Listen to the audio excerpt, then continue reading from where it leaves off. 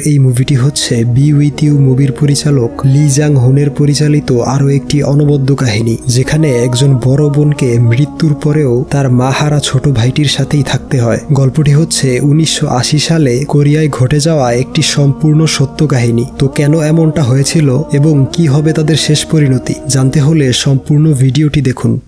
মুভির শুরুতেই গল্পের প্রধান ক্যারেক্টার জুন এবং তার বোন কিয়ংকে দেখানো হয়। তারা জুনের গণিত প্রতিযোগিতার রেজাল্টের জন্য স্কুলের বারান্দায় অপেক্ষা করছিল। সেখানে একজন মহিলা কিয়ংকে জিজ্ঞেস করে, তুমি কোন ক্লাসে পড়ো? সে বলে, আমি 12 পর্যন্ত পড়েছিলাম, কিন্তু মা মারা যাওয়ার পরে এখন আর পড়াশোনা করি না, কারণ আমাকে ছোট ভাই এবং বাবার খেয়াল রাখতে হয়। এরপর তারা ট্রেনে করে গ্রামে ফিরছিল। কিয়ংয়ের হাতে ট্রফি দেখে সবাই জিজ্ঞেস করে, এটা কিসের? সে বলে, তার ভাই পুরো প্রদেশের মধ্যে গণিত প্রতিযোগিতায় প্রথম হয়েছে। এই শুনে সবাই হাততালির মাধ্যমে জুনকে অ্যাপ্রিসিয়েট করে। এতে কিয়ংয়ের খুব প্রাউড ফিল হয়। এরপর সবাই ট্রেন থেকে নেমে তাদের গ্রামের দিকে হেঁটে যাচ্ছিল, কারণ তাদের গ্রামে রেল স্টেশন নেই, তাই তাদেরকে আগের স্টেশনে নেমে যেতে হয় এবং এই টানেলের ভেতর দিয়ে ব্রিজ পার হয়ে তাদের গ্রামে যেতে হবে। এটাই হচ্ছে তাদের গ্রামে যাবার একমাত্র রাস্তা। ব্রিজ পার হবার সময় হঠাৎ ট্রেন চলে আসে। সবাই প্রাণপণে দৌড়াতে থাকে এবং অবশেষে নিরাপদ জায়গায় এসে দাঁড়ায়। এখানে সিন কাট হয়ে 6 বছর পরের কাহিনী দেখানো হয়। দেখা যায় জুন প্রেসিডেন্টের কাছে চিঠি লিখছে যে তাদের গ্রামে একটি রেলওয়ে স্টেশন না থাকার কারণে গ্রামের মানুষদের অনেক কষ্ট পোহাতে হয়। এরপর ভোরবেলা তারা দুই ভাই বোন বেরিয়ে পড়ে, কারণ আজ হচ্ছে জুনের হাই স্কুলের প্রথম দিন। সে শহরের একটি স্কুলে ভর্তি হয়েছে। তাদের গ্রামে রেল স্টেশন না থাকায় অনেকটা পথ হেঁটে যেতে হবে। তারা সেই টানেলের মধ্য দিয়ে হেঁটে পাশের গ্রামের স্টেশনে চলে আসে এবং সেখান থেকে ট্রেনে ওঠে। এই ট্রেন চালকই হচ্ছে জুন এবং কিয়ংয়ের বাবা। কিয়ং তার বাবাকে ইশারা করে ডাকে, কিন্তু সে তার ডাকে সাড়া দেয় না। এই বিষয়টা আমরা গল্পের শেষে বুঝতে পারবো। এরপর ট্রেন যাত্রা শেষে তারা সাইকেলে করে বেশ খানিকটা পথ পাড়ি দেয়। তারা অবশেষে স্কুলে পৌঁছায়। সে তার সাইকেল নিয়ে সরাসরি মাঠে ঢুকে পড়ে এবং তার উচ্চতা অনুযায়ী মাঝখানে গিয়ে দাঁড়ায়। তার অদ্ভুত আচরণ দেখে সবাই তাকে নিয়ে হাসি ঠাট্টা করে। ওইদিকে দেখা যায় পর্যাপ্ত পরিমাণ যাত্রী না থাকার কারণে তাদের পাশের গ্রামের স্টেশনটাও খুব শীঘ্রই বন্ধ হয়ে যাবে। এই নিয়ে গ্রামের সবাই খুব চিন্তিত ছিল, কারণ শহরে যাওয়ার জন্য এই রেলপথটাই ছিল তাদের একমাত্র রাস্তা। একদিন স্কুলে যাওয়ার জন্য জুন রেল স্টেশনে আসে। একজন লোক তাকে বলে, এই স্টেশনটাও কিছুদিনের মধ্যেই বন্ধ হয়ে যাবে। তখন তাদের গ্রামের একজন মহিলা জুনকে বলে তার বাচ্চাকে শহরের বাস স্টপ পর্যন্ত নিয়ে যেতে এবং তাকে তার স্কুল বাসে উঠিয়ে দিতে। জুন সেই বাচ্চাটাকে স্কুল বাসে উঠিয়ে দিতে আসে। ফলে জুনের স্কুল যেতে লেট হয়ে যায়। সেদিন তার ক্লাসে গণিতের টেস্ট ছিল। তার হাতে সময় ছিল মাত্র 5 মিনিট। সে খুব দ্রুত কোশ্চেন সলভ করতে থাকে। গণিতে তার এই পারদর্শিতা দেখে টিচার পুরো অবাক হয়ে যায়। এরপর সময় শেষ হয়ে গেলে রাহি নামের একজন স্টুডেন্ট ওএমআর শিট কালেক্ট করতে আসে। বলে, তুমি ওএমআর শিটে অ্যান্সার তোলোনি। তখন জুন শুধু 2টো লাইন টেনে দেয়। এই দেখে রাহি পুরো শকড হয়ে যায়। মেয়েটা কিছুটা বোকাশোকা টাইপের। সে তার বন্ধুকে বলে, ছেলেটা জিনিয়াস, আমার কাছে তার কিছু প্রমাণ রয়েছে। আমি তাকে হাত দেখাতে বলেছিলাম, সে স্বাভাবিকভাবেই হাত দেখালো, কিন্তু যখন তাকে নখ দেখাতে বলি তখন সে স্বাভাবিকভাবে নখ দেখানোর বদলে এইভাবে নখ দেখিয়েছে। আসলে সে একজন জিনিয়াস। এরপর আমরা দেখতে পাই জুন যখন লাইব্রেরিতে বই পড়তে যায় তখন রাহি এসে তার সামনে বসে পড়ে এবং তার দিকে তাকিয়ে থাকে। এতে জুন বিরক্ত হয়ে অন্য টেবিলে যায়। রাহি দৌড়ে সেখানে চলে আসে, বলে, আমি বুঝতে পেরেছি তুমি আমাকে পছন্দ করো। এই শুনে জুন সেখান থেকে চলে যায়। পরদিন স্কুলে যাওয়ার সময় রাহি জুনকে লেটার পোস্ট করতে দেখে। রাহি ভাবে জুনের হয়তো গার্লফ্রেন্ড রয়েছে, তাই সে ক্লাসের ফাঁকে জুনের ব্যাগ চেক করে। দেখতে পায় সে প্রেসিডেন্টের কাছে চিঠি লিখেছে। তখনই জুন এসে তাদেরকে ধরে ফেলে এবং তার পিছু করতে মানা করে। এরপর তাদের গণিতের টিচার জুনকে আরো কিছু গণিতের বই দেয়। তাকে ভালোভাবে গণিত প্র্যাকটিস করতে বলে। রাতের বেলা বাড়ি ফিরে দেখতে পায় তার বাবা তার সাথে দেখা করতে এসেছে। তিনি জুনকে তার সাথে শহরে যেতে বলে। তাকে আরো বলে প্রেসিডেন্টের কাছে চিঠি লেখা বন্ধ করতে, কারণ তাদের গ্রামে কখনোই রেল স্টেশন তৈরি করা হবে না, বরং পাশের গ্রামের স্টেশনটাও খুব শীঘ্রই বন্ধ হয়ে যাবে। এই শুনে জুন খুব রেগে যায়। বলে সে এখানেই থাকবে এবং যে কোনো মূল্যে সে তাদের গ্রামে স্টেশন তৈরি করে ছাড়বে। তখন তার বাবা তাকে কিছু টাকা দিয়ে চলে যায়। পরদিন জুন যখন স্কুল যাচ্ছিল তখন রাহি এসে বলে, তোমার চিঠিতে অনেক বেশি বানান ভুল হয়, তাই আমি তোমাকে সাহায্য করতে পারি প্রেসিডেন্টের কাছে চিঠি লেখার ক্ষেত্রে, কারণ আমার বাবা একজন পলিটিশিয়ান। এই শুনে জুন রাজি হয়ে যায়। এরপর থেকে রাহি জুনকে চিঠি লিখতে শেখায়, কিন্তু দেখা যায় চিঠি লেখা শেখানোর চাইতে সে বেশিরভাগ সময় জুনকে নিয়ে ঘুরে বেড়ায়। এমনকি সে জুনকে তার ছবি এঁকে দিতে বলে। জুন বলে ছবি আঁকা আর রেল স্টেশন দুটো সম্পূর্ণ ভিন্ন জিনিস। রাহি হয়তো তাকে নিজের স্বার্থে ব্যবহার করছে। এই নিয়ে তাদের দুজনের মধ্যে ঝগড়া হয়ে যায়, কিন্তু পরবর্তীতে রাহি জুনকে চিঠি লিখতে সাহায্য করে এবং তারা দুজন দুটো চিঠি পোস্ট করে। তখন জুন তার গ্রামের সমস্যাগুলো রাহিকে বলে যে শহরে আসতে হলে তাদেরকে একটি টানেল পার করে আসতে হয়, যেটা তাদের জন্য খুবই ঝুঁকিপূর্ণ।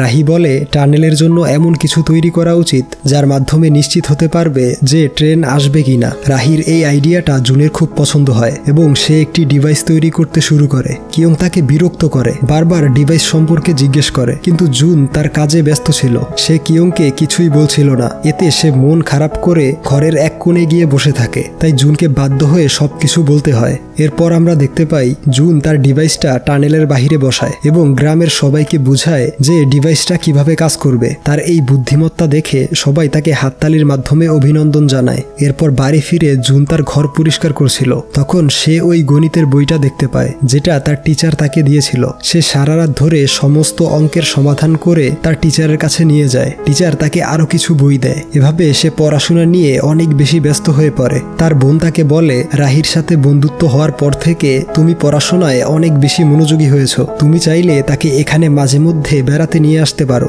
এই শুনে জুন উঠে চলে যায়। এরপর লাইব্রেরিতে জুন এবং রাহি একে অপরকে তাদের স্বপ্নগুলো সম্পর্কে বলছিল। জুন বলে সে গণিত এবং মহাকাশ সম্পর্কে পড়তে ভালোবাসে, কিন্তু তার কোনো স্বপ্ন নেই। রাহি বলে, তুমি খুবই ইন্টেলিজেন্ট, তোমার উচিত সিওল শহরের কোনো বড় কলেজে ভর্তি হওয়া। তুমি চাইলে আমরা দুজন একসাথে সেখানে ভর্তি হতে পারি, কারণ আমার স্বপ্ন হচ্ছে তোমার স্বপ্ন পূরণে সাহায্য করা। এই বলে সে তাকে কিছু বই পড়তে দেয়। বইগুলো ছিল সব লাভ স্টোরির।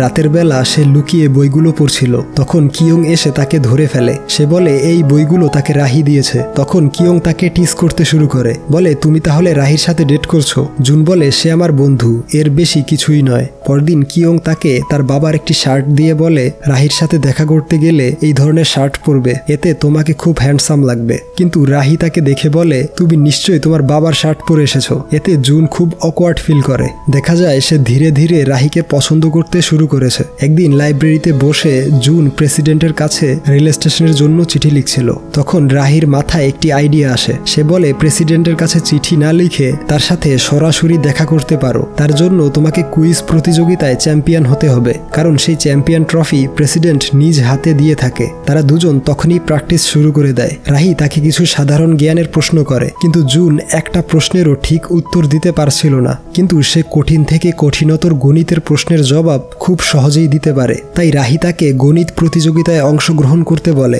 এই কম্পিটিশনের অ্যাওয়ার্ড প্রেসিডেন্ট নিজের হাতেই দিবে। জুন সেই কম্পিটিশনে অংশগ্রহণ করে, কিন্তু কিছুক্ষণ পরেই সে এক্সাম হল থেকে বেরিয়ে আসে, কারণ তার ওয়াশরুমে যেতে হবে। এই শুনে রাহি তার উপর প্রচন্ড রেগে যায়। পরবর্তীতে দেখা যায় সে ওই কম্পিটিশনে ফার্স্ট হয়েছে, কিন্তু যে কোনো এক সমস্যার কারণে প্রেসিডেন্ট আসতে পারবে না। এই নিয়ে জুনের প্রচন্ড মন খারাপ ছিল। তখন রাহির মাথায় আবারও একটি আইডিয়া আসে। সে বলে, চলো আমরা প্রেসিডেন্টের কাছে অর্থাৎ সিওল শহরে যাই। সে হয়তো আমাদেরকে লাথি মেরে বের করে দিবে, কিন্তু আমরা চেষ্টা করে দেখতে পারি। তার এই আইডিয়াটাও জুনের খুব পছন্দ হয়। তারা তখনই সিওল শহরের উদ্দেশ্যে বেরিয়ে পড়ে, কিন্তু কিছু দূর যেতেই জুনের ভমিটিং শুরু হয়। তাই তাদের এই প্ল্যানটাও ফেল হয়ে যায়। এরপর রাহি বলে, চিঠি লেখাটাই বেস্ট, তুমি লিখে যাও, এছাড়া আমাদের আর কোনো উপায় নেই। রাহি খুব বোরিং ফিল করছিল, তাই মুভি দেখার জন্য সে জুনকে নিয়ে তার বাড়ি চলে আসে। মুভিতে অ্যাডাল্ট সিন দেখে তারা দুজনই বিব্রতকর অবস্থায় পড়ে যায়। তখনই রাহির মা বাড়ি চলে আসে। সে জুনকে তার মায়ের সাথে পরিচয় করিয়ে দেয়, কিন্তু জুন সেখান থেকে পালিয়ে চলে আসে।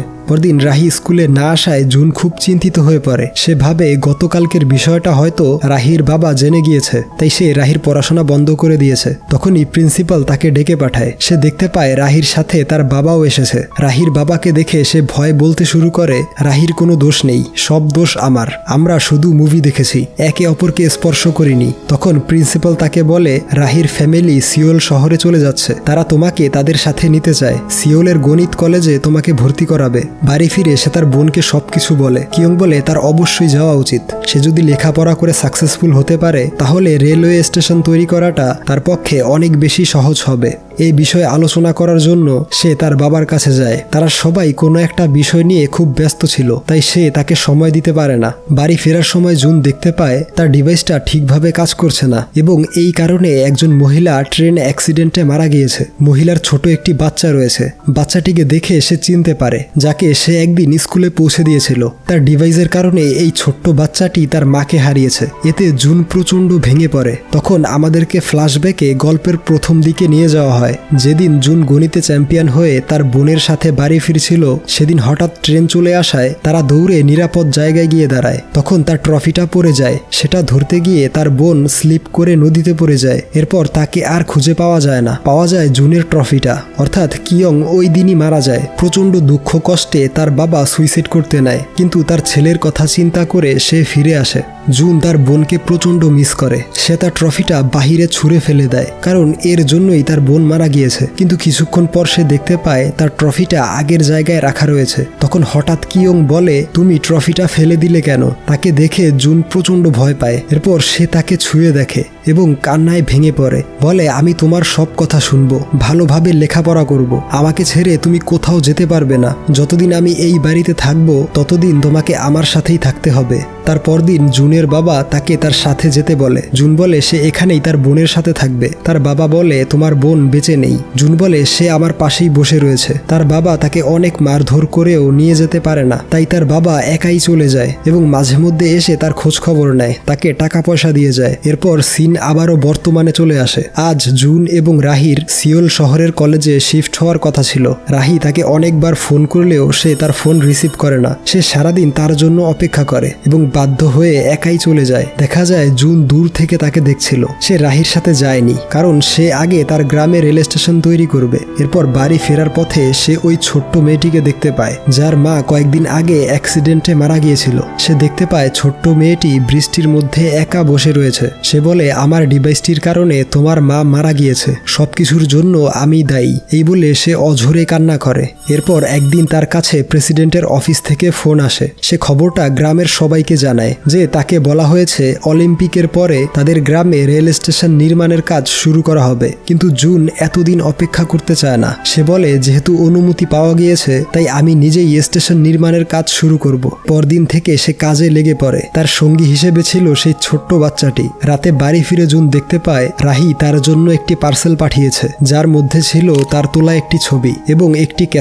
ক্যাসেটে সে তার ভয়েস রেকর্ড করে পাঠিয়েছে, যেটা শুনে কিয়ং বুঝতে পারে রাহি জুনকে প্রচণ্ড ভালোবাসে। পরদিন জুন আবারও কাজে লেগে পড়ে। এবার তাকে সাহায্য করার জন্য একজন এগিয়ে আসে। কিছুক্ষণ পর তারা দেখতে পায় গ্রামের সবাই তাদেরকে সাহায্য করার জন্য চলে এসেছে। সবাই দিন রাত কঠোর পরিশ্রম করে কয়েকদিনের মধ্যেই স্টেশন তৈরি করে ফেলে। এরপর জুনকে এক নিউজ পেপারের অফিসে ডাকা হয়। তারা বলে জুন অসাধ্য সাধন করেছে। সে একার চেষ্টায় একটি রেল স্টেশন তৈরি করে ফেলেছে। তারা জুনের এই বীরত্বকে সবার সামনে তুলে ধরতে চায়, কিন্তু সে তাদেরকে কিছু না বলেই চলে আসে।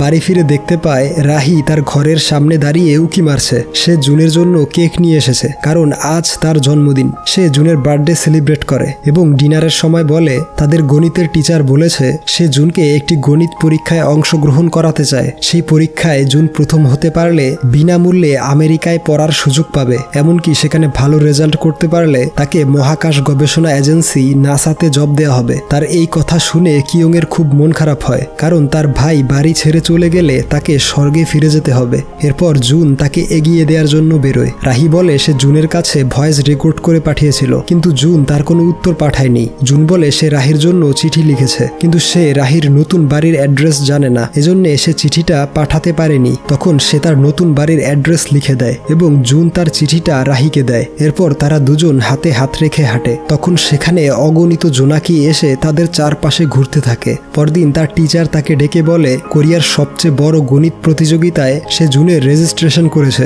এই বিষয়ে গতরাতে রাহি তাকে বলেছিল। এরপর বাড়ি ফিরলে কিয়ং তাকে বলে জুন এখন অনেক বড় হয়ে গিয়েছে, বয়সে সে এখন কিয়ং এর থেকেও বড়, তাই জুনের এখন আর তাকে প্রয়োজন নেই। জুনের ভালোর জন্যই তার এখন চলে যাওয়া উচিত। সে হাসি মুখে তার ছোট্ট ভাইটিকে বিদায় জানাতে চায়। তার কথা শুনে জুন নিস্তব্ধ হয়ে পড়ে। পরদিন গ্রামের সবাই তাদের নতুন স্টেশনে ট্রেন আসার অপেক্ষা করছিল। জুন চেয়েছিল সেই ট্রেনে করে সিওল শহরে যাবে গণিত প্রতিযোগিতায় অংশগ্রহণ করার জন্য, কিন্তু জুনের বাবা তাদের স্টেশনে ট্রেন থামায় না, কারণ রেল কর্তৃপক্ষ থেকে তাকে এখনো এই স্টেশনে ট্রেন থামানোর অনুমতি দেয়া হয়নি। এতে জুন প্রচণ্ড হতাশ হয়ে পড়ে। এরপর জুনের বাবা নিউজ পেপারে জুনের আর্টিকেল দেখতে পায়, যেখানে লেখা ছিল জুনের কারণে সে তার মা এবং বোনকে হারিয়েছে। এই দেখে সে প্রচণ্ড রেগে গিয়ে নিউজ পেপার অফিসে ফোন করে, বলে জুনের মা এবং বোন তার কারণে মারা যায়নি, তারা মারা গিয়েছে কারণ তাদের গ্রামে কোনো রেল স্টেশন ছিল না। জুনের মা সময় মতো হসপিটালে যেতে পারেনি ট্রেনের জন্য, তার বোন ব্রিজ থেকে পড়ে গিয়েছে ট্রেনের জন্য, এতে জুনের কোনো দোষ নেই। তখন সেই লোকটি বলে এই সবকিছুর জন্য জুন নিজেকেই দোষী ভাবে, এজন্যই সে ছোটবেলা থেকে রেল স্টেশন তৈরি করার জন্য উঠে পড়ে লেগেছে। ওইদিকে জুন একা বসে কান্না করছিল। কিয়ং তাকে থামানোর চেষ্টা করে। জুন বলে আমি এই স্টেশনটা কেন বানিয়েছি জানো? কারণ আমার কারণেই আমি তোমাকে এবং মাকে হারিয়েছি। আমি চাই বাবা যাতে আমাকে ক্ষমা করে দেয়, কারণ সবকিছুর জন্য আমি দায়ী। কিয়ং বলে সব সময় নিজেকে দোষী ভেবো না, এসবের জন্য তুমি দায়ী নও। এই নিয়ে তাদের দুজনের মধ্যে ঝগড়া হয়ে যায় এবং জুন তার পরীক্ষার অ্যাডমিট কার্ডটি ছুঁড়ে ফেলে দেয়। অপরদিকে জুনের বাবা তার ছেলের জন্য প্রচণ্ড মন খারাপ করছিল, কারণ ইচ্ছা থাকা সত্ত্বেও সে তাদের স্টেশনে ট্রেন থামাতে পারেনি। তখনই জুনের টিচার তার কাছে ছুটে আসে, বলে আগামীকাল জুনকে গণিত প্রতিযোগিতায় অংশগ্রহণ করতে হবে। তার বিশ্বাস জুন অবশ্যই প্রথম স্থান অধিকার করবে, তাই তাকে আজ রাতের মধ্যেই রওনা হতে হবে। এরপর রাতের বেলা সে রেল কর্তৃপক্ষের অনুমতি ছাড়াই তাদের গ্রামের স্টেশনে ট্রেন থামিয়ে দেয় এবং দৌড়ে তার বাড়ি চলে আসে। জুনকে বলে এখনই চলো, দেখো আমাদের স্টেশনে ট্রেন থেমেছে, তোমাকে এখনই সিওল শহরের উদ্দেশ্যে বেরোতে হবে। জুন জলদি রেডি হয়ে বাহিরে আসে, দেখতে পায় তার বোন ফেলে দেয়া অ্যাডমিট কার্ডটি খুঁজে এনেছে। এরপর তারা ট্রেনে করে চলে আসে। সেখানে তার টিচার গাড়ি নিয়ে অপেক্ষা করছিল, কিন্তু জুনের বাবা বলে সে তার ছেলেকে নিয়ে যাবে। পরবর্তীতে দেখা যায় সে সিওল শহরের রাস্তাঘাট ঠিকভাবে চেনে না, ফলে পরীক্ষার হলে আসতে তাদের অনেক দেরি হয়। সিকিউরিটি গার্ড তাকে প্রবেশ করতে মানা করে। সেখানে এক মজার ঘটনা ঘটে।